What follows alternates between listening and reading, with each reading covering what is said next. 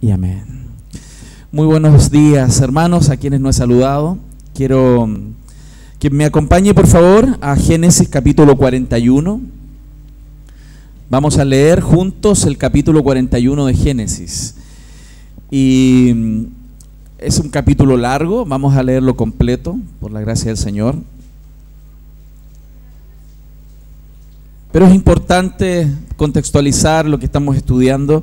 Quiero recordar que estamos en la serie que hemos titulado Familia disfuncional y la esperanza del Evangelio. Hemos estado compartiendo desde el capítulo 37 de Génesis a través de la vida de la familia de José, toda la familia, la descendencia, ¿cierto?, de Jacob y la hermandad, ¿no?, que él tenía, de donde vienen las tribus de Israel.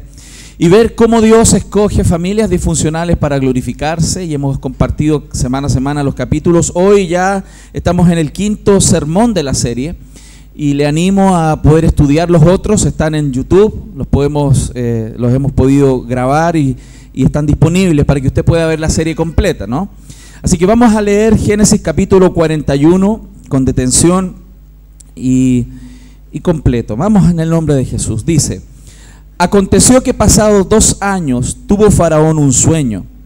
Le parecía que estaba junto al río, y que del río subían 7 vacas, hermosas a la vista y muy gordas, y pacían en el prado, y que tras ellas subían del río otras 7 vacas de feo aspecto y enjuntas de carne, y se pararon cerca de las vacas hermosas a la orilla del río, y que las vacas de feo aspecto y enjuntas de carne devoraban a las 7 vacas hermosas y muy gordas. Y despertó Faraón. Se durmió de nuevo y soñó la segunda vez que 7 espigas llenas y hermosas crecían de una sola caña, y después de ellas salían otras 7 espigas menudas y abatidas del viento solano. Y las 7 espigas menudas devoraban a las 7 espigas gruesas y llenas. Y despertó Faraón, y he aquí que era sueño. Sucedió que por la mañana estaba agitado su espíritu, y envió e hizo llamar a todos los magos de Egipto y a todos sus sabios, y les contó Faraón sus sueños, mas no había quien pudiese interpretar a Faraón. Entonces el jefe de los coperos habló a Faraón diciendo: me acuerdo hoy de mis faltas, cuando Faraón se enojó contra su siervo, nos echó a la prisión de la casa del capitán de la guardia, a mí y al jefe de los panaderos. Y él y yo tuvimos un sueño en la misma noche, y cada sueño tenía su propio significado. Estaba allí con nosotros un joven hebreo, siervo del capitán de la guardia, y se lo contamos, y él nos interpretó nuestros sueños y declaró a cada uno conforme a su sueño. Y aconteció que como él nos lo interpretó, así fue. Yo fui restablecido en mi puesto y el otro fue colgado. Entonces Faraón envió y llamó a José, y lo sacaron apresuradamente de la cárcel, y se afeitó y mudó sus vestidos y vino a Faraón. Y dijo Faraón a José: yo he tenido un sueño y no hay quien lo interprete, mas he oído decir de ti que oyes sueños para interpretarlos. Respondió José a Faraón diciendo: no está en mí, Dios será el que dé respuesta propicia a Faraón.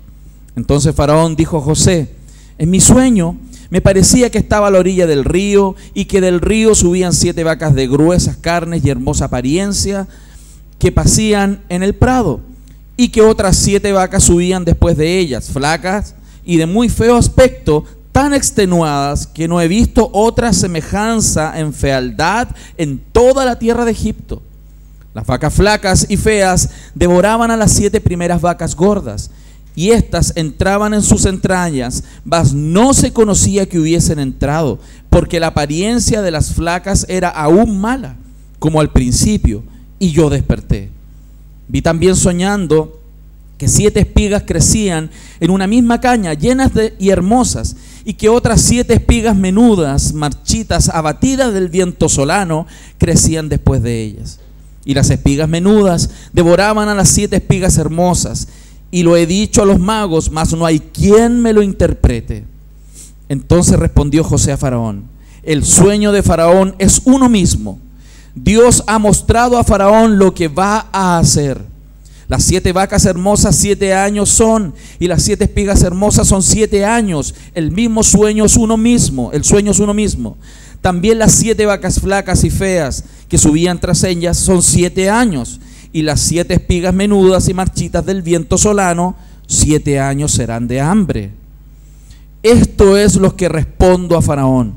Lo que Dios va a hacer lo ha mostrado a Faraón. He aquí vienen 7 años de gran abundancia en toda la tierra de Egipto, y tras ellos seguirán 7 años de hambre, y toda la abundancia será olvidada en la tierra de Egipto, y el hambre consumirá la tierra.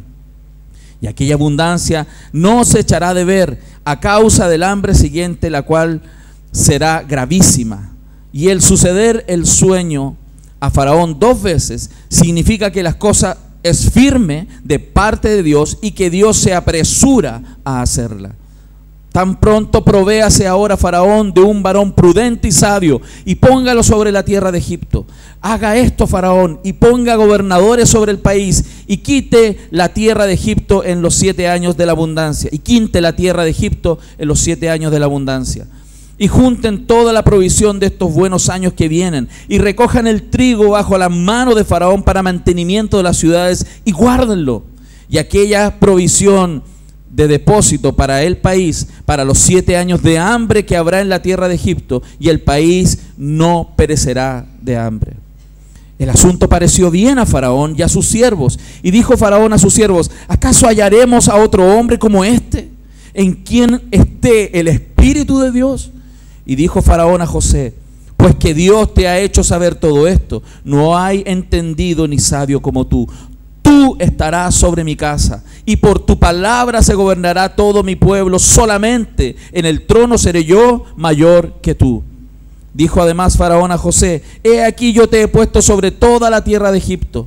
Entonces Faraón quitó su anillo de su mano y lo puso en la mano de José, y lo hizo vestir de ropas de lino finísimo, y puso un collar de oro en su cuello, e hizo subir un segundo carro, y pregonaron delante de él: doblad las rodillas, y lo puso sobre toda la tierra de Egipto.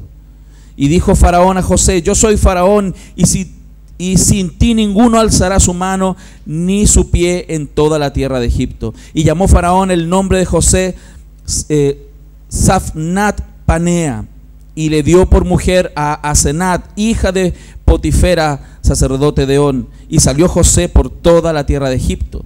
Era José de edad de 30 años cuando fue presentado delante del Faraón, rey de Egipto. Y salió José de delante del Faraón y recorrió toda la tierra de Egipto. En aquellos 7 años de abundancia, la tierra produjo a montones, y él reunió todo el alimento de los 7 años de abundancia que hubo en la tierra de Egipto, y guardó el alimento en las ciudades, poniendo en cada ciudad el alimento del campo de sus alrededores. Recogió José trigo como arena del mar, mucho en extremo, hasta no poderse contar, porque no tenía número. Y nacieron a José 2 hijos antes que viniese el primer año del hambre, los cuales dio a luz a Asenat, hija de Potifera, sacerdote de On. Y llamó José el nombre del primogénito Manasés, porque dijo: Dios me hizo olvidar todo mi trabajo y toda la casa de mi padre.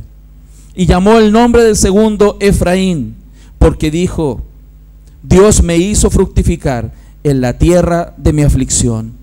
Así se cumplieron los 7 años de abundancia que hubo en la tierra de Egipto, y comenzaron a venir los 7 años del hambre, como José había dicho, y hubo hambre en todos los países, mas en toda la tierra de Egipto había pan.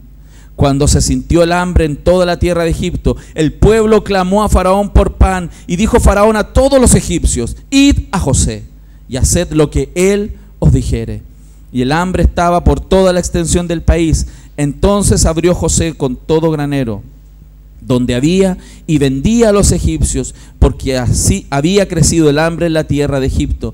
Y de toda la tierra venían a Egipto para comprar a José, porque por toda la tierra había crecido el hambre. Hermosa palabra del Señor, amén, ¿sí? Y es bueno que usted comparta, lea la historia, la narrativa bíblica, y se compenetre con el texto, Y gracias al Señor porque hemos podido ir desenvolviendo la historia, ir mirando la Escritura en detalle. Y quiero introducirle el tema y lo que hemos leído haciendo una pregunta. ¿Qué podía pasar en la vida de José para que cambiara la situación de él de un día para otro? Usted recordará toda la historia que hemos compartido, cómo él desde joven Dios lo tuvo que tratar. Él era un hombre impetuoso, arrogante. Por esos sueños que tuvo de joven, se echó encima a su familia. Sus hermanos llegaron a tal punto de odiarlo que querían matarlo. Lo vendieron, se fue de esclavo.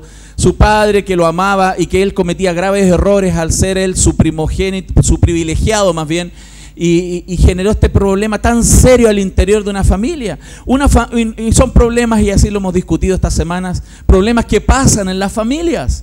Problemas de disfuncionalidad, porque hay pecado en el corazón del hombre, hay pecado en el corazón de la mujer, y las familias no son perfectas. Pero Dios llamó y escogió a esta familia, llamó y escogió a José, llamó y escogió a este pueblo para glorificarse en medio de las dificultades que nuestros propios corazones producen. Y es interesante, como veíamos la semana pasada, que el proceso en la vida de José tiene que ser visto a la luz de la redención, a la luz de un plan que Dios tiene, como Dios lo tiene con nosotros. En el capítulo anterior, la semana pasada, veíamos cómo él tuvo la esperanza que cuando él interpretó el sueño del copero y el panadero, él iba a lograr salir de la cárcel. Y le dijo al copero: cuando estés allá afuera, por favor acuérdate de mí, acuérdate para sacarme de aquí. Y yo creo que él cada día en la mañana se despertaba escuchando por la pared si es que venía el copero o alguien a sacarlo, para devolverle el favor, una mano por otra. Pero Dios no quiso eso. Dios no quería resolver el problema en ese minuto. Es más, hemos leído recién que la narrativa nos cuenta que tenían que pasar 2 años más. 2 años más José preso en aquella cárcel. Y surgen preguntas, como veíamos la semana pasada. ¿Por qué Dios no resuelve las cosas de un momento a otro? ¿Por qué Dios no resuelve mi problema familiar hoy? ¿Por qué Dios no resuelve mi problema físico hoy? Si estoy clamando y llevo meses, llevo años rogándole al Señor por ayuda. ¿Por qué Dios a veces retarda la respuesta a ciertas cosas? Y como aprendíamos la semana pasada, porque hay un tiempo perfecto que Dios determina que las cosas sucedan. Y en este capítulo de la semana anterior y el de hoy, vemos cómo hemos llegado al pic del plan de Dios, donde todas las cosas comienzan a revertirse. Y la semana pasada vimos cómo ese cambio se estaba produciendo. Y el día de hoy vamos a ver cómo ese cambio se hace tan real y milagroso que puede alentar tu propio corazón a darte cuenta que cuando las cosas cambian, Dios las hace de maneras perfectas y maravillosas que nos sorprenden. Porque ¿qué podía pasar en la vida de este hombre? Fíjense, después de esa vez que tenía esperanza de salir, pasaron 2 años más. ¿Cuál es la rutina en una cárcel? Levantarse. Él era el sirviente del carcelero, tenía que atender a todo el mundo, probablemente limpiar, traer alimentos, limpiar los desechos humanos, limpiar las celdas. No había mucha oportunidad de bañarse, sin mucha oportunidad de limpiarse. Es una cárcel. ¿Qué podía cambiar en lo rutinario de cada día, en la vida de José? Pero qué tremendo, porque la narrativa nos cuenta que ese día las cosas fueron muy distintas. Ese día, de un momento a otro, Faraón hizo llamarlo y le dijeron: apúrate, báñate, afeítate, cámbiate ropa, porque te llama el Faraón. Porque a veces las cosas son así. Dios va a hacer cambiar nuestras situaciones de maneras que nos van a sorprender. Los presos fueron inquietados por este llamado de sacar a José de la cárcel. Él tenía que salir de ahí y se produce la inflexión en su historia. Viene el cambio, porque Dios hace cambio en la vida de la gente.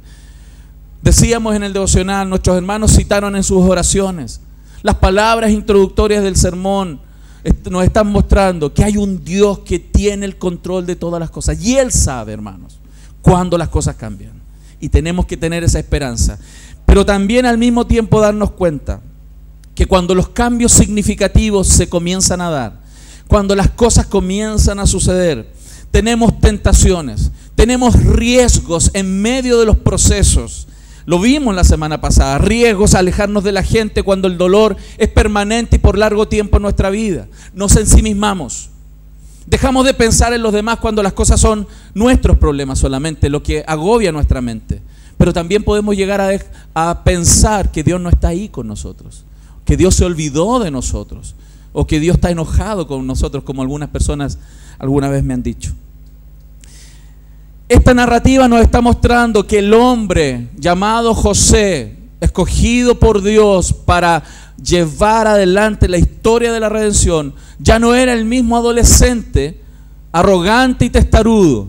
Ya era un hombre más maduro, ya era un hombre que confiaba en Dios, ya era un hombre que, a pesar de que tuvo que esperar 2 años más, seguía confiando en el Señor.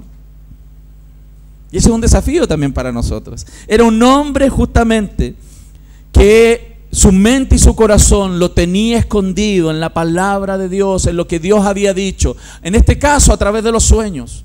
Como hoy día tú y yo somos desafiados a permanecer firmes creyendo a pesar de las circunstancias, porque en nuestro corazón hay ciertas palabras que Dios ha puesto a través de los años, en las enseñanzas día a día, sermón a sermón, estudio a estudio, que esas palabras se van escribiendo en nuestros corazones y en nuestras mentes y nos mantienen creyendo como Él se mantuvo creyendo. Este hombre ya es más maduro, pero él no tenía idea de lo que iba a pasar. ¿Se imaginan? Un día común y corriente, quizás con la expectativa de que quizás hoy es la respuesta. Quizás hoy es la respuesta. Y en ese día, cuando Faraón tuvo estos sueños, que el texto narra muy bien, ¿cierto? Esto de las vacas gordas y las vacas flacas, de las espigas llenas de alimento y las espigas vacías y secas. Ese es doble sueño que tuvo Faraón. Gracias a Dios, José fue utilizado para interpretarlo, para catapultarlo de un hoyo a ser el brazo derecho del faraón, de la miseria a la abundancia, de ser un desconocido a ser el más famoso.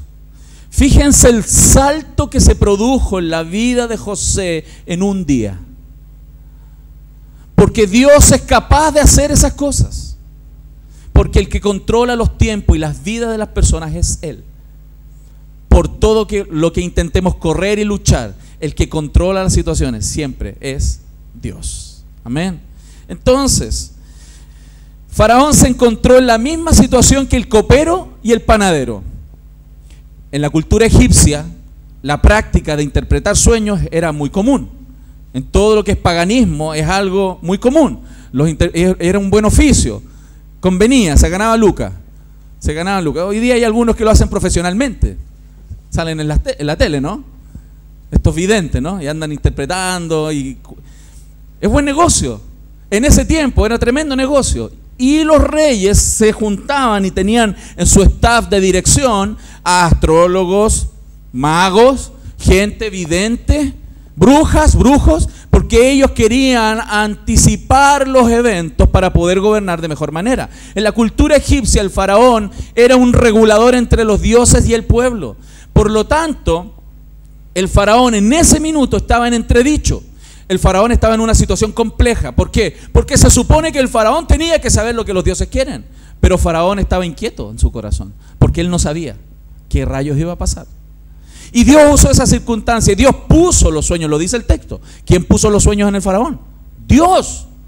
Dios puso los sueños, porque Dios va a usar a cualquiera, hermano, para cumplir los propósitos en su pueblo, los propósitos en sus hijos. Génesis 41:8 lo dice que su espíritu estaba agitado esa mañana. Hizo llamar a los magos de Egipto, a los sabios, les contó y nadie pudo, hermanos, interpretar ese sueño. En el 48 también justamente es algo similar que le sucedió al copero y al panadero. Y había que interpretar, pero miren, qué tremendo, porque ese día, cuando Faraón tuvo el problema de interpretar el sueño, el copero se acordó. Se tendría que haber acordado 2 años antes, ¿no? Es como cuando nosotros hacemos algo por alguien y estamos esperando algún tipo de retribución y uno dice, yo hice esto por esta persona y me va a ayudar en mi problema. Y se olvidó. Y se olvidó, pues. Y pasó el tiempo y no se acordó. José estaba así. Yo ayudé a esta persona, se va a acordar de mí. No lo hizo. Pero qué tremendo, 2 años después sí pasó. Si hubiera sido antes, José no hubiera llegado quizás, probablemente, a interpretar ese sueño. Tenía que suceder. José tenía que estar 2 años más ahí para poder estar en el lugar correcto cuando se requiriera interpretar el sueño que Dios iba a poner en el corazón de Faraón. Entonces, a modo de introducción les digo esto, y vamos a ver en 3 puntos del sermón. El primer punto, si usted quiere anotar, ¿cierto?, es la confianza en Dios. Cómo la confianza en Dios muestra el corazón nuestro en transformación. Cuánto confiamos en Dios, nuestra confianza y cómo lo materializamos, cómo lo vivimos, muestra claramente el estado de nuestro corazón en transformación. El segundo punto, la confianza, en Dios va a ser sí o sí, en algún sentido y de alguna manera, testimonio para otras personas cuando nosotros confiamos. Porque nosotros no estamos aislados en el Himalaya. Nosotros estamos inmersos en una congregación, estamos inmersos en una vida familiar, estamos inmersos en una vida social. Y cómo nosotros confiamos en Dios y cuánto confiamos, se va a mostrar en este mundo. Y tercer punto, la confianza en Dios y creer en su palabra, ¿cierto? Esta confianza nos va a dar la perspectiva correcta de cómo mirar nuestra propia vida y nuestro pasado. Muchos de nosotros hemos vivido cosas que a veces no entendemos hoy.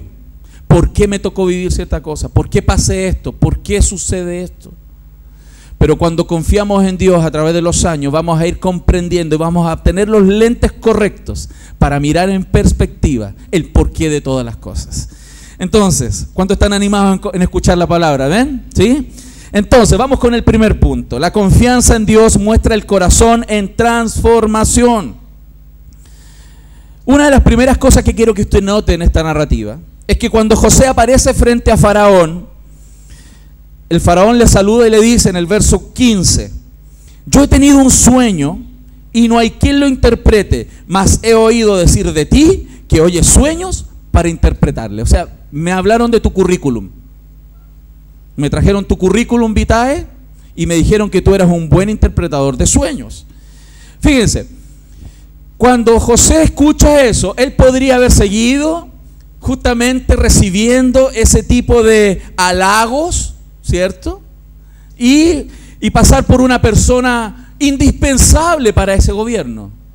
Haber dicho, sí, efectivamente, yo soy ese. Qué bueno que me conoces, Faraón. Sin mí no vas a lograr salir adelante en tu vida. José no entró en ese juego. José no entró en ese juego. Por el contrario, José inmediatamente corrige la visión de Faraón y le dice: Faraón, no está en mí el interpretar esos sueños. Él inmediatamente dice: Dios será el que dé respuesta propicia a Faraón. Y eso habla de un creyente maduro, que no asume la gloria para sí mismo, sino que inmediatamente lleva la gloria a aquel que la tiene, al Dios creador. No es que yo soy un buen padre, hijo, sino que es Dios que nos va guiando cada día. No es, hijo, que yo soy la mejor madre del mundo, porque no lo soy. Es Dios el que sustenta este hogar. No soy yo el mejor pastor, hermanos, porque claramente no lo soy. Es Dios quien sostiene esta iglesia. No soy yo el mejor jefe, sino que es Dios quien me va ayudando día a día cómo guiar esta empresa. José comprendió muy bien quién es Dios y quién es Él. Por eso no se quedó con los halagos, inmediatamente transfirió la gloria a quien debe dársele. Y eso es un aprendizaje inmediato para nosotros. Porque la verdad, hermanos, la verdad honesta, si nosotros aquí fuéramos honestos y se pudiera mostrar en estas pantallitas que aparecen aquí atrás, lo que a veces pensamos cuando alguien nos halaga, se vería que no siempre traspasamos la gloria para arriba, ¿cierto? Porque nos gusta que nos digan que bien lo haces. Nos gusta que nos digan que bien tocas. Hoy, ¿cómo interpretas la melodía? ¿Cómo predicas? Hoy, qué buen papá eres. Qué buena mamá. Cuidado, porque eso puede llevar nuestro corazón por caminos que Dios no quiere que vayan. Dios nos quiere enseñar a ser humildes y reconocer que la autopromoción, la autoproclamación no nos hace bien, porque nos vamos a poner idólatras de nosotros mismos y nuestro ego se nos va a levantar. ¿Qué revela en el fondo, hermanos, la autopromoción sobre nuestros propios corazones? ¿Qué es lo que puede revelar? Muestra que en verdad no confiamos tanto en Dios, en que Él va a suplir todo lo que necesitamos en nuestra alma, en nuestra vida, y realmente no consideramos en profundidad de que nosotros existimos en este planeta para glorificarlo a Él. En lo teórico, todos nosotros, y cuando llevamos años, sabemos que fuimos creados para alabanza de su gloria, y que la gloria la merece ¿quién? El Señor. Pero en el día a día, en las reacciones cotidianas, en la relación familiar, en la relación laboral, en la relación eclesiástica, se va a mostrar cómo está nuestro corazón respecto de eso. Si de verdad la gloria es de Dios, o quiero un pedacito. ¿Qué tal una tajadita para mí? Y yo creo, hermanos, que tenemos que reconocer en esta mañana delante del Señor que todos los que estamos aquí somos tentados muchas veces a vivir y hacer las cosas para que los demás las vean. O lo hacemos intencionalmente, o de alguna manera, en algún sentido, estamos esperando algún tipo de reconocimiento, algún tipo de retribución, algún tipo de que al menos nos digan gracias por lo que hiciste.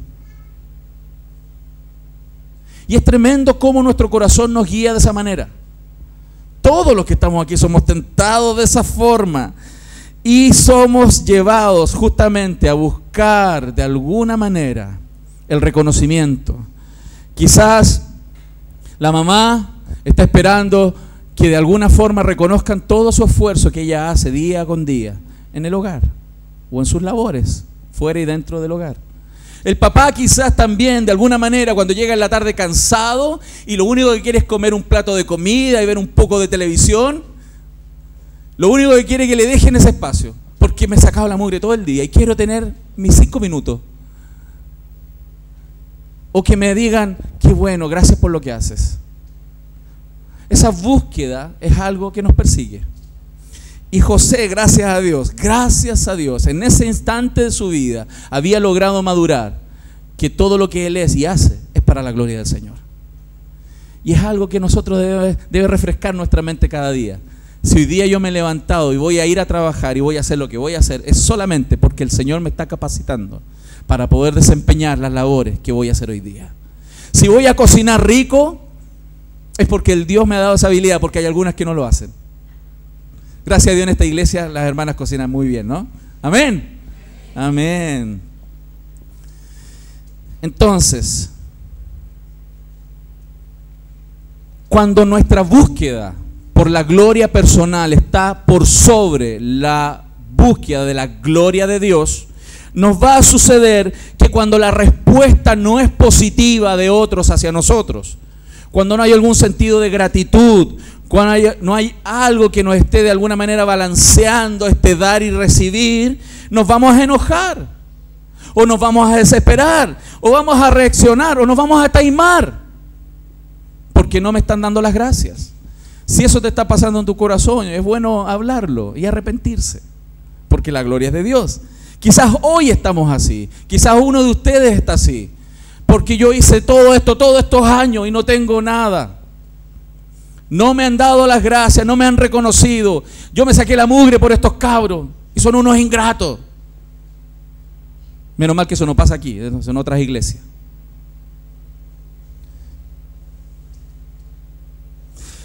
¿Sabes qué puede estar pasando? Hermano, hermana, amigo, visita.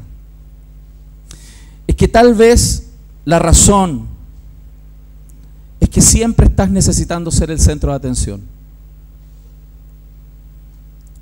Y la centralidad del corazón de un creyente debe ser Dios. Ahí debe estar el centro de atención. Y en esta historia que estamos viendo, que estamos compartiendo, este faraón quería respuestas, quería que este sueño le fuera interpretado.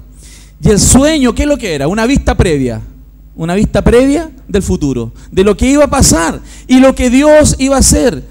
Hermanos, pero pónganse en el lugar de José. Dar respuesta al faraón del imperio, él saliendo de una cárcel donde en la mañana estaba hediondo, barbón y cochino, Después lo afeitaron, lo limpiaron, lo lavaron y estaba frente al emperador que podía cortarle la cabeza en ese minuto. Y él tenía que dar una respuesta al sueño del tipo. Requiere osadía, ¿no? No requiere dependencia de Dios. No requiere realmente estar conectado con Dios, dar respuesta cuando alguien nos da pregunta respecto de nuestra propia fe. No requiere estar muy convencido, no requiere saber la voluntad de Dios para dar respuesta a cualquier pregunta de esa. Muchos creyentes no saben ni siquiera lo que Dios quiere para ellos, menos darle respuesta a alguien no creyente que requiere respuestas. Ese día José lo sabía muy bien. Gracias a Dios, Dios lo iluminó, porque él tenía claramente en ese contexto una comunión con Dios permanente. Porque nadie puede dar respuestas de esa manera si no está permanentemente a los pies de Dios buscando respuestas. ¿Lo estamos viendo? Necesitamos eso nosotros. Yo lo necesito. ¿Usted lo necesita? Todos lo necesitamos. Eso parece un chiste, ¿no? Pero es verdad. Todos lo necesitamos, hermanos. Y qué tremendo, porque fue Dios quien envió esos sueños al faraón. Fue Dios intencionalmente, porque Dios había determinado que aquel día las cosas cambiaran. No solo para José, sino para el imperio. Y no solo para el plan con José, sino el plan para las naciones. Porque después de este evento, y usted lo leyó, fue impactado a las naciones, no solo Egipto. Venían de otras tierras a ver la prosperidad ahí en Egipto. ¿Y saben quién daba la cara? No el faraón, José, el creyente. Le decía al mundo por qué las cosas cambiaron ahí. ¿Cómo fueron tan inteligentes? Seguramente cuando venían otros reyes después, él no decía, no, es que yo tuve una idea muy buena de cómo administrar esta nación. José no decía eso. ¿Qué decía José? Lo mismo que le dijo a Faraón. ¿Saben ustedes, reyes de la tierra, por qué aquí hicimos esto? Porque hay un Dios en los cielos que nos dio sabiduría de cómo hacer las cosas. Porque cuando un hombre y una mujer de Dios son prosperados por Dios, eso va a ser un tremendo testimonio para este mundo. ¿Qué vemos entonces sobre José? ¿Qué vemos en José? ¿Qué logramos distinguir en este hombre pecador como nosotros, pero que está en un proceso de maduración? José expresó claramente una fe notable en ese minuto de su vida. Una fe notable. Fíjense, dice el 32, y el suceder del sueño a Faraón 2 veces significa que la cosa es firme de parte de Dios y que Dios se apresura a hacerla. O sea, en ese minuto estaba tan seguro, y esto es tremendo porque él había tenido sueños antes. Acuérdense, cuando él era jovencito, tuvo sueños. Tuvo 2 sueños también, doble. Pero ahora él logró entender que cuando Dios dice 2 veces las cosas, hay que obedecer. Yo te pregunto, ¿cuántas veces Dios te ha dicho algunas cosas que tienes que obedecer?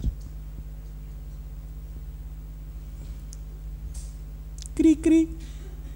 Cri, cri. Él se dio cuenta en ese minuto que había que obedecer.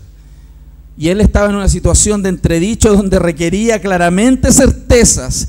Y él dice, y cuando él dice, se dice esta palabra, que Dios va a apresurarse a hacer, justamente, él no dice, es que puede ser que pase. Él tenía certezas en su corazón. Y él hará cumplir dentro de su tiempo perfecto lo que él ha prometido. Entonces, además de mostrar que el corazón de José y la confianza que él tiene, justamente esta fe, esta certeza, hermanos, nos lleva al segundo punto, que sí o sí, la fe de los hijos de Dios, esa plena confianza, va a ser testimonio para otras personas. Va a animarles y los va a desafiar a creer en el Dios de los cielos. La confianza en Dios será testimonio para este mundo. Tu confianza en Dios, no la mía, la tuya. No solo la mía, sino también la tuya. Tu confianza en medio de tus propias pruebas, tu confianza en medio de situaciones difíciles que estás o vas a enfrentar o has enfrentado, va a ser testimonio inequívoco de cuánto de Dios hay en tu propia vida y de la grandeza que Él tiene. Fíjense, la solución de José fue muy osada. Vuelvo a repetir, yo quiero que usted se meta en la historia. Él era un preso y viene y le dice al faraón lo que dice el sueño y más encima lo que tiene que hacer. ¿Se da cuenta? No solo le dice, mira, tu sueño es esto, nos vemos. No, más encima le dice, y te sugiero que cobres impuestos del 20% los próximos 7 años. Acuérdense que sacaron una quinta parte, se dividió en 5 partes. Vas a tener que hacer impuestos de 20% de toda la producción porque van a haber 7 años de sobreabundancia. Entonces sube los impuestos. ¿Se dan cuenta? ¿Cómo gritan los chilenos cuando suben un punto en el IVA? ¿Sí o no? ¿Cómo gritamos? ¡Ah, no, estos ladrones! ¿Han escuchado esas cosas? Que se quieren enriquecer y nosotros que nos sacamos la mugre por un 1% en el IVA. Estamos gritando. Esto fue un 20 de un 20% de una vez, por 7 años. No era popular una decisión de ese tipo. ¿Se imaginan el faraón? Mira, mi hijo, ya, está buena tu idea, pero 20%. Se me va a levantar toda esta ciudad. ¿Se dan cuenta? 20% de impuestos. Muy osado para la época. Pese a la abundancia, hermano, si hasta cuando tienes mucho o poco, el que te saquen un 20%, te duele todo. 20% de impuestos. Y a pesar de esa política tan difícil de enfrentar, José sabía que eso claramente es complejo, no es un tonto. Es muy complejo para las relaciones públicas del Estado, diría hoy día, ¿no? Un político. La respuesta a Faraón fue audaz e inmediata y le dijo, y generó que Faraón respondiera ante esa osadía: ¿acaso hallaremos a otro hombre como este, en quien esté el Espíritu de Dios? Quiero que usted se dé cuenta de algo. No es la retórica de José, no es la pinta de José, porque me imagino que no tendría gran pinta en ese minuto. No es lo brillante de José, es que Dios convence a aquel que escucha las palabras de Dios a través de nosotros. Dios convenció a Faraón en ese instante, porque cualquiera de sus magos y sabios le podría haber dicho cosas, pero él no se convenció y siguió inquieto hasta que José apareció en su vida. José le dijo una locura en ese instante, pero él creyó. ¿Saben por qué creyó? Porque Dios lo convenció. Porque el que convence es Dios. No es nuestra palabra, no es nuestra palabrería, no es nuestro mensaje, es el mensaje que Dios da a través de hombres como nosotros y mujeres como nosotros. Amén. ¡Qué tremendo! ¿Por qué no te sorprende la osadía de José? ¿No te admira la osadía de José? A mí me sorprende, hermano, me sorprende. Yo ni loco digo algo así. ¿Te imaginas? Hubiera una crisis en este país, te llama el presidente de este país y te dice, me dijeron que tú tenías soluciones para estos problemas. Y tú vienes y le dices, no te preocupes, sube 20% los impuestos y se va a arreglar todo. El siguiente, por favor.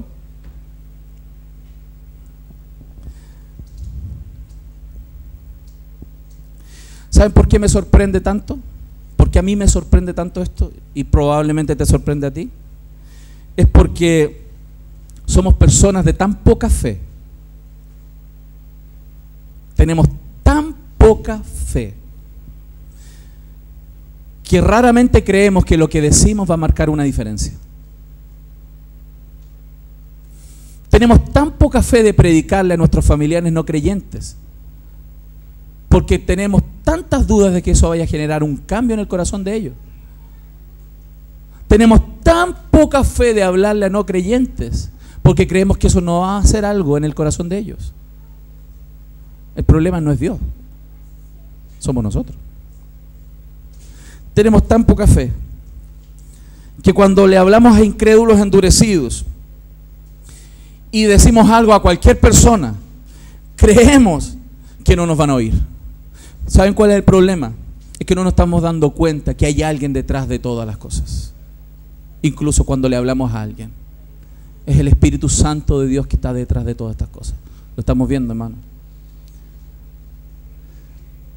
A menudo elegimos, hermanos, quedarnos callados en cuanto a nuestra fe en las situaciones en las cuales deberíamos hablar,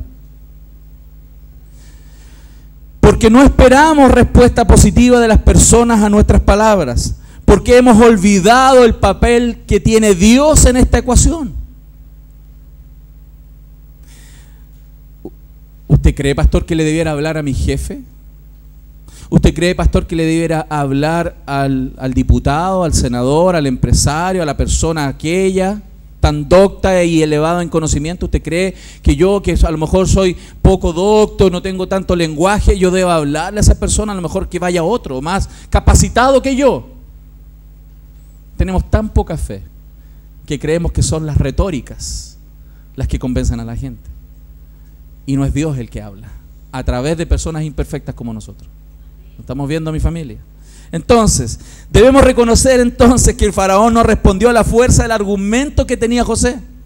Él respondió a la convicción que puso Dios en su corazón en ese mismo momento, confirmando la verdad de las palabras de José. Fíjense que es una locura lo que dijo José.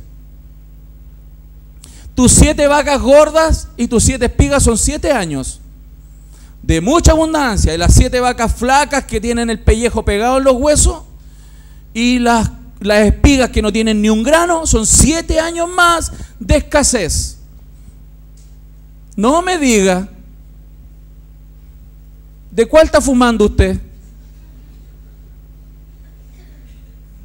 Y más encima, vaya y cobre 20% de impuestos, junte por 7 años, porque después vamos a tener mucho que comer y nos van a venir a comprar de otros países.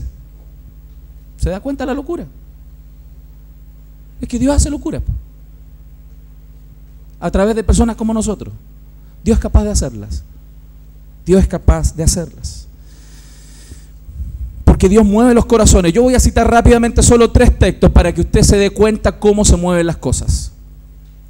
En el futuro, más adelante, cuando ya José no existe, cuando Moisés está en la escena y Faraón, ¿se acuerdan de Moisés? Cuando Faraón no quería dejar salir a su pueblo y todo lo que lo han visto en las películas, ¿no? Si es que no lo ha leído en la Biblia, espero que lo haya leído en la Biblia.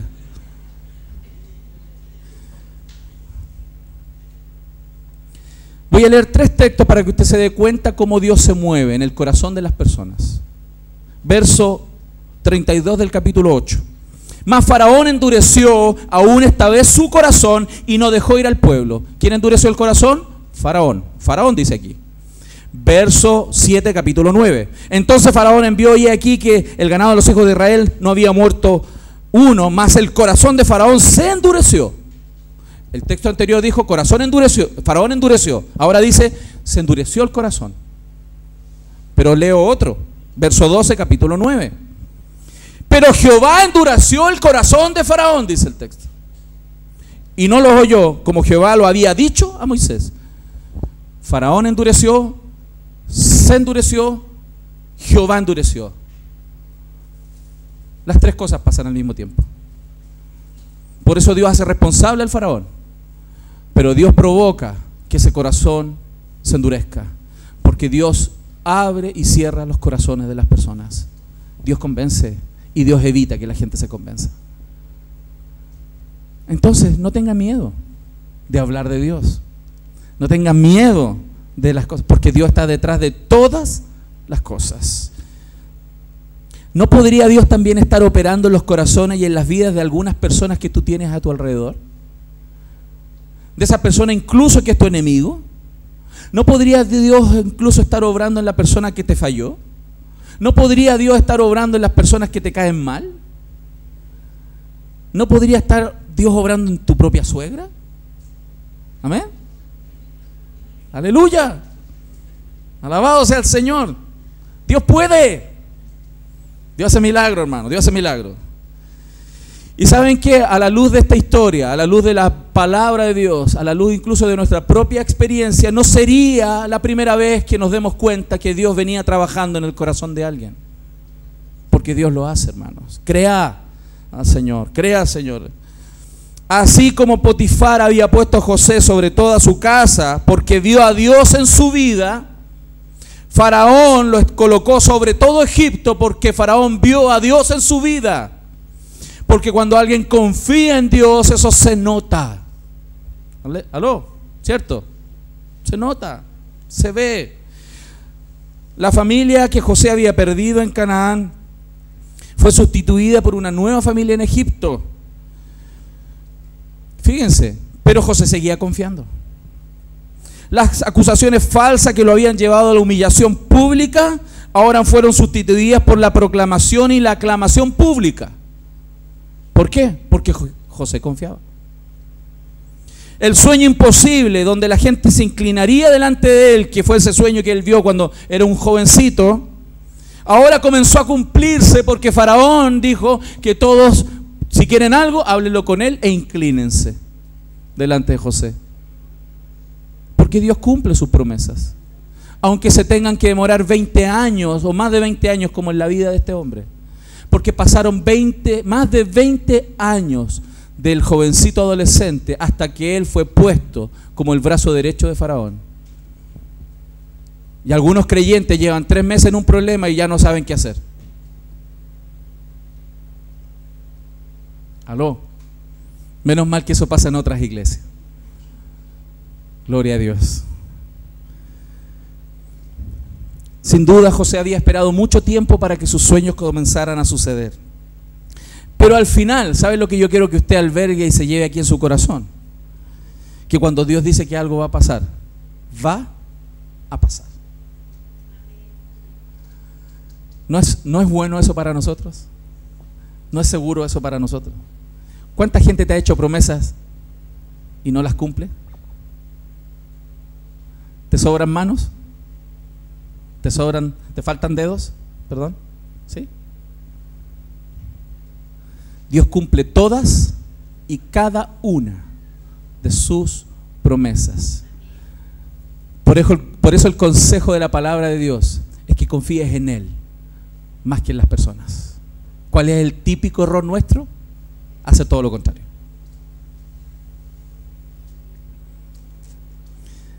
Llegó tal abundancia a ese lugar después de esos sueños, que la propia Escritura dice, y a mí me sorprende en el verso 49, dice: recogió José trigo como la arena del mar. ¿Qué hacemos con este grano?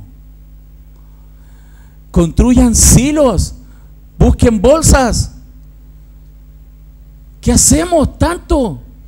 Eso es lo que estaba pasando. Dice, como la arena del mar, mucho en extremo, hasta no poderse contar. Los auditores del imperio no podían contar el grano que había. ¿Se dan cuenta? Porque Dios es capaz de hacerlo. Dios es capaz de traer abundancia hasta que no se puede contar. Y con esto no te estoy predicando teología de la prosperidad, lo cual es una tontera. Pero te estoy diciendo que cuando Dios quiere hacer las cosas, incluso abundancia, lo va a hacer y lo puede hacer. Hasta no poderse contar porque no tenía número. Entonces, claro, Dios estaba preparándonos para el tiempo de la escasez. Dios estaba preparando a esa gente, le estaba dando abundancia. Por eso también es bueno ahorrar, también es bueno aprender. A veces somos necios, yo he sido un necio en eso. ¿Aló? Entonces la confianza en Dios, hermanos queridos, va a mostrar nuestro corazón, como también nos permite dar testimonio de Dios en el mundo donde vivimos. Y la gente, mire, la gente no ve a Dios, no la ve. ¿Qué tienen las personas para darse cuenta que hay un Dios real? Personas como nosotros que podemos de alguna manera mostrar en cierto sentido que Dios es real, que Dios está aquí, que Dios es fiel, que Dios es justo, que lo que Dios dice se cumple, que Dios es un Dios de milagro, que Dios es un Dios de promesa, que Dios es un Dios veraz. Nosotros podemos mostrarlo en cierto sentido, a pesar de nuestras propias imperfecciones. Y el tercer punto del sermón de esta mañana, ¿cuánto Dios le está hablando? ¿Bien? Y el tercer punto del sermón de esta mañana es que la confianza en Dios a lo largo de estos procesos largos y a veces muy difíciles de la vida, porque todos los que estamos aquí podemos hablar y podríamos pasar horas contando cómo hemos vivido la vida. Todos los que estamos aquí podremos contar alegrías, pero también grandes dolores. Pero a pesar de todo eso, Dios en algún minuto nos va a hacer entender el porqué de todas estas cosas. ¿Qué estaría pasando por la cabeza de José, hermanos, cuando estaba todo abundando? Recuerde, estuvo en la cárcel por años, comiendo quizás un plato de cualquier cosa. y después vestido de ropas espectaculares, siendo el brazo derecho de Faraón, comiendo cosas exquisitas y abundantes. ¿No creen ustedes que probablemente pensaba y reflexionaba sobre lo que Dios estaría haciendo en su propia vida y lo que estaba viviendo? ¿Se habrá preguntado quizás también cómo estaría su padre? ¿Cómo estarían sus hermanos allá en Canaán? Probablemente sí, probablemente. El texto, ¿y saben por qué? A pesar de que el texto no lo dice literalmente, de que él estaba pensando en el pasado y pensando en las cosas del pasado, no lo dice literalmente. ¿Saben por qué sabemos que sí lo estaba haciendo? Es porque él le puso nombre a sus hijos que guardaba relación con su pasado. Porque aquí vamos a tener que aprender que las cosas duras que hemos vivido, hermanos, en la vida, no son para que las olvides, porque no las vas a olvidar. Son para que aprendas a entender por qué están ahí y sucedieron. No es extraño en el contexto bíblico que las personas pusieran nombre a sus hijos por las experiencias de vida que tenían. Así lo vemos, ¿no? En Génesis 32, Raquel y Lea dijeron a sus hijos, los nombres que le pusieron a sus hijos revelaba claramente el pensamiento que ellos tenían en su corazón respecto de la experiencia de vida que ellos tenían. Y no fue distinto en el caso de José. ¿Cuáles fueron los nombres que José puso a sus hijos? Versos 51 y verso 52. Y llamó José el nombre de su primer hijo, el primogénito, Manasés, porque dijo: Dios me hizo olvidar todo mi trabajo. Se refiere a su pasado difícil y toda la casa de mi padre. Y llamó el nombre del segundo Efraín, porque dijo: Dios me hizo fructificar en la tierra de mi aflicción. Qué tremendo. ¿Qué revelan estos nombres? Dos cosas muy importantes, muy interesantes, que espero en Dios pongan consuelo en tu corazón hoy día. Los dos nombres afirman, primero, que Dios estaría haciendo algo en la vida de José. Él reconoce que hay un Dios que guió su vida, a pesar del valle terrible que tuvo que cruzar. Porque dijo: Dios lo hizo olvidar respecto a su pasado, o que disminuyera el peso de su pasado, pero también es Dios el que me hizo fructificar. Él refiere en ambos nombres que le puso a sus hijos la presencia de Dios en su vida. Eso hace un creyente, eso sabe un creyente. Y esto quiero decirlo porque el error más típico que nosotros cometemos, a pesar de que podemos ser creyentes de años, es que cuando vivimos situaciones difíciles, cuando estamos viviendo un problema con alguien, cuando tenemos un conflicto familiar, cuando tenemos un problema con el jefe, cuando tenemos problemas por aquí y por allá, lo primero que estamos pensando: ¿estoy haciendo bien o no bien las cosas? Uno se cuestiona, ¿no? ¿Estoy bien o estoy mal? La mayoría piensa que anda bien siempre, ¿no? No, si el problema no soy yo, es otro. Pero estamos siempre pensando si yo estoy o no haciendo bien las cosas. Y lo segundo, estamos pensando si las otras personas que están en nuestro entorno están haciéndolo a favor o en contra nuestra. Estamos ahí, en esa discusión. Estamos nuestra mente ocupada en eso. ¿El problema es él o el problema soy yo? ¿Dónde está el problema? No, él, ella, yo, sí, yo reconozco, un poco, tú más. Y así, estamos en esa dinámica. Pero ¿y dónde está Dios ahí? El error más típico de las personas es no reconocer, y nos olvidamos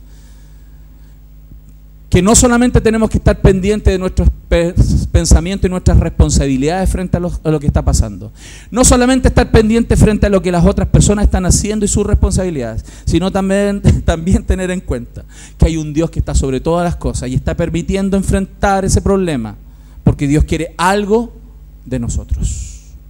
¿Estamos viendo? Los dos hijos de José, hermanos, no eran accidentales, ¿cierto? Dios no hace accidentes.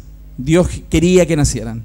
Así como no eran accidentes los dos sueños de Faraón, ¿cierto? No fueron accidentales. No es que Faraón comió, ¿cierto?, algo que le cayó mal y tuvo pesadilla. No. Ni los dos hijos de José fueron accidentales, ni los dos sueños de Faraón fueron accidentales. En que José... y que lo llevaron incluso, ¿cierto?, a la prisión en el caso de los sueños anteriores. Si no fueron el medio, hermano, y quiero que lo grabe bien en su corazón, fueron el medio por el cual Dios hizo algo en la vida de José. Porque cuando tenemos conflictos con alguien, vamos a culpar exculpar a las personas, pero no nos damos cuenta que Dios está ahí detrás de todo esto y está llevándonos por ese camino porque nos quiere enseñar, nos quiere hacer crecer, quiere que nuestro corazón sea transformado, quiere que nuestra vida sea transformada, pero también que nuestra vida impacte a otros en el futuro cuando Dios quiera que eso suceda. De la misma manera entonces, hermanos, nuestras vidas hoy, hermanos, hoy, en lo que estás viviendo hoy, Dios está ahí detrás trabajando. La situación que estoy viviendo yo, la situación que estás viviendo tú, la que viviste, aunque haya sido buena o mala en tu perspectiva, aunque sea larga o breve, hermanos, a pesar de todo, tienes que tener en cuenta que hay una providencia de Dios sustentando tus caminos, llevándote. Lo tremendo es que José lo entendía. José lo entendía. Él sabía lo que estaba pasando. Por eso él le puso el nombre a sus hijos relacionados, vinculados con Dios, inmediatamente. ¿Se dan cuenta? Y segundo, el segundo punto que aprendemos de esto es no perder la ironía que hay en esta historia. La ironía de que a su primer hijo le puso el hijo del olvido, del pasado. El que me está haciendo olvidar el pasado. ¿Por qué? José no olvidó sus sufrimientos. José se acordaba muy bien cuando sus hermanos lo querían matar. Acuérdense, sus hermanos lo querían matar, ¿se acuerdan?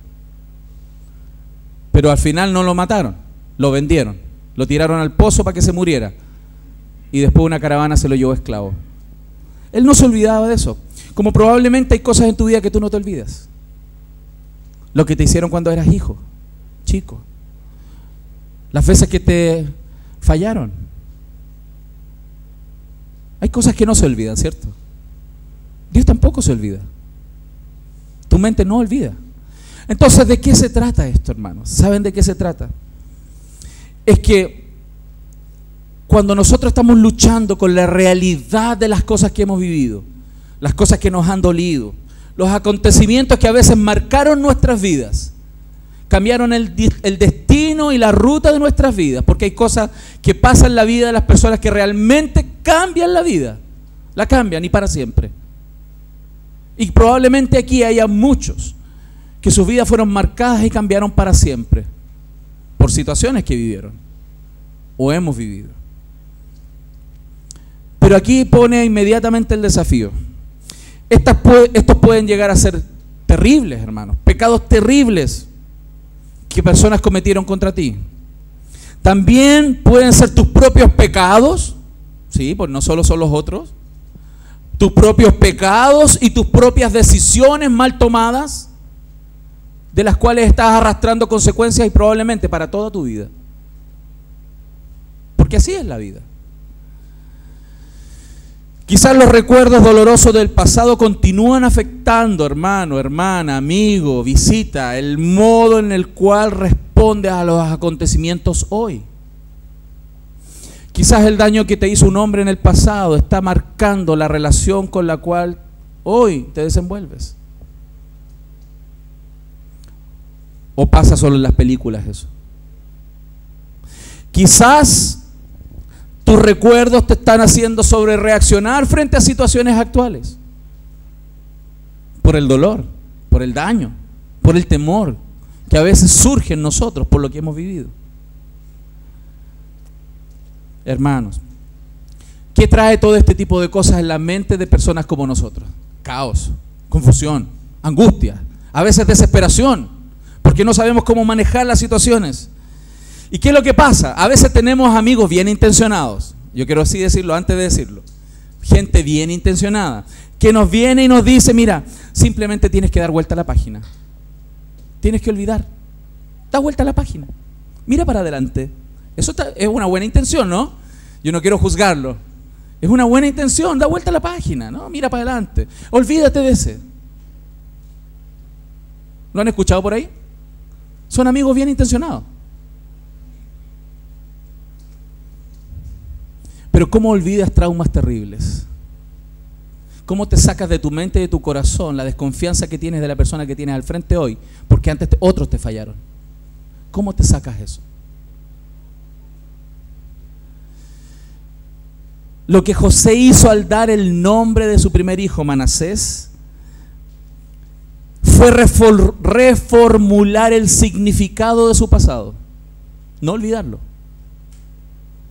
Él le dio un nuevo significado a su pasado, colocando su pasado en el contexto de un plan que Dios tiene con su vida y con otros. Su hijo se convirtió, ¿saben en qué? En testigo permanente frente a sus ojos del poder que tiene Dios de redimir un pasado terrible y darle un nuevo sentido a la vida. ¿Lo estamos viendo? Porque Dios hace eso. Dios viene a redimir nuestro pasado, no a eliminarlo, a redimir nuestro pasado. ¿Lo estamos viendo, mi familia? Por supuesto que José no podía olvidar completamente. Lo vemos más adelante, lo vamos a ver en las próximas predicaciones, cuando sus hermanos estaban frente a él. Los tuvo de nuevo frente a frente los que lo desecharon, los que quisieron matarlo, los que se olvidaron de él, los que dijeron no tengo hermano. Los tuvo otra vez frente a frente. Él no se olvidó de eso, pero le pudo dar un nuevo significado a la luz de la redención y el plan que Dios tiene. ¿Lo estamos viendo? ¿A cuánto le da consuelo eso? Porque ese es Dios. Dios le puede dar un nuevo sentido a nuestros sufrimientos pasados, porque Él tiene planes, porque nos está haciendo crecer. Y sabes, cuando tú logras en tu corazón darle un nuevo sentido realmente al dolor, es cuando entiendes que hay un Dios en el cual puedes confiar, que te va a llevar a una vida diferente y va a guiar tus pasos y va a estar contigo en medio de esos dolores. Esa es la diferencia entre cualquier religión, todas las propuestas que hay, que he estudiado, y lo que el Señor plantea. Porque la diferencia entre cualquier religión y el cristianismo, ¿saben cuál es? El nombre del propio Señor lo dice. Cuando Él nació, le dijeron que Él era Emmanuel, Dios con nosotros. No es solo tu Dios, es el Dios que está contigo. Ese es el Señor, en quien puedes confiar. Amén. ¿Cuántos se alegran? Hermano, lo mismo sucede con nosotros, hermano. No nos olvidamos simplemente de una experiencia de sufrimiento. No podemos. Las cicatrices del alma nos marcan y tenemos probablemente, alguno puede decir, mira pastor, mira esta cicatriz, mira pastor, esta cicatriz, y podríamos mostrar las cosas que hemos vivido, podríamos contarlo. Sin embargo, lo que Dios hace por su gracia es tomar aquellas feas heridas que a veces tenemos en el pasado y reformularlas en una bella parte de un gran mural, Cuando uno ve un mural de lejos así, grande, y que lo puede ver precioso, wow, qué lindo el diseño, pero cuando te acercas, empiezas a ver la textura de la pared y te das cuenta que la pared tiene hoyitos, aquí se le corrió la pintura. Hay problema en el diseño, pero cuando te alejas, se ve perfecto. Claro, en nuestra vida cuando te acercas hay cicatrices, pero cuando te alejas y ves en la perspectiva de Dios, es perfecto y hermoso. Cuando tú tienes la posibilidad de ver tu vida a la luz del Evangelio en perspectiva, te vas a dar cuenta que Dios hizo bien las cosas. Amén. Él puede sobrepasar por medio de su gracia todos los recuerdos dolorosos de tu pasado a través de la maravillosa gracia. Y voy a volver a repetir versículos que he dicho casi todos los sermones pasados. ¿Por qué los voy a repetir? Porque son textos que quizás has escuchado 1001 veces, pero a través de estas narrativas van tomando cuerpo en tu corazón. Romanos 8:28 dice, y sabemos que a los que aman a Dios, todas las cosas les ayudan a bien. ¿No tiene un sentido distinto ese texto ahora? Tiene más cuerpo ahora. A los que conforme a su propósito son llamados. Porque a los que antes conoció, a estos también predestinó para que fuesen hechos conforme a la imagen de su Hijo, para que Él sea el primogénito entre muchos hermanos. Y a los que predestinó, a estos también llamó, y a los que llamó, a estos también justificó, y a los que justificó, a estos también glorificó. ¿Qué pues diremos a esto? Si Dios es por nosotros, ¿quién contra nosotros? Cuando uno ve el panorama así en grande, pues. Pero cuando uno está en el problema, uno no se siente tan escogido. No se siente tanto de que Dios me va a llevar a la gloria. Pero cuando uno mira en perspectiva, sí. Y el que no escatimó ni a su propio Hijo, sino que lo entregó por todos nosotros, ¿cómo no nos dará juntamente con Él todas las cosas? ¿Se dan cuenta? Así es como ocurre la reformulación de nuestros recuerdos dolorosos. El nombre de José, que José, le dio a su segundo hijo, muestra con mayor profundidad esta idea. Verso 52, ¿qué dice? Y llamó el nombre del segundo Efraín. Dios me hizo fructificar en la tierra de mi aflicción. ¿Qué es lo que hace Dios con nosotros? Nos hace prosperar, ¿dónde? En la tierra de nuestra aflicción. ¿Qué es lo que uno escucha en las oraciones por aquí o por allá? Gracias a Dios en esta iglesia no pasa. Señor, sácame de este trabajo. Señor, sácame este tipo de al lado. Señor, sácame esta mujer, no aguanto más. Señor, quítame este jefe, te lo llevas o te lo envío. Señor, no quiero más. Señor, no puedo más. Cambia la circunstancia. ¿Qué hace Dios? Nos prospera en nuestra aflicción.